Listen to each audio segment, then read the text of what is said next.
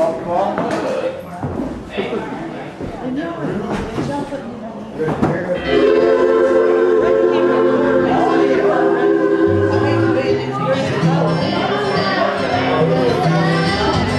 I was a kid, I'd take a trip every summer down to Mississippi to visit my granny and her antebellum world. And I'd run barefooted all day long, climbing trees, free as a song. One day I happened to catch myself a squirrel. Well, I stepped in the damn old shoebox and I punched a couple holes in the top.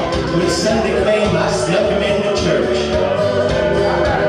I was halfway back in the very last pew to show my good buddy Hugh when that squirrel got loose and went totally berserk. But what happened next is hard to tell. Some thought it was heaven, others thought it was hell. But the fact that something was among us was plain to see. As the choir sang, I surrender all, the squirrel ran up on the Dugan's coverall. Hard Victor's feet said, something's got a hold on me. The day the squirrel went berserk in the first self-righteous church in that sleepy little town of Pascagoula. It was a fight for survival that broke out in revival. They were jumping pews and shouting, hallelujah! Well, Hard Victor out dancing and screaming. Some thought he had religion, others thought he had a demon, and Hard thought he had a weed eater loose in his fruit balloons. He fell to his knees, pleading, begging, and the squirrel ran out of his purchased legs, unobserved, to the other side of the room. All the way down to the amen pew where say Sister Buffer Better Than You, who'd been watching all the commotion with artistic glee. Why shoot, you should have seen the look in her eyes when that squirrel jumped her daughter and crossed her thighs. She jumped to her feet and said, Lord, have mercy on me. As the squirrel made laps inside her dress, she began to cry and then confess the sins that would make a sailor blush with shame. She told of gossip and church dissension, but the thing that got the most attention was when she talked about her love life. And then she started naming names.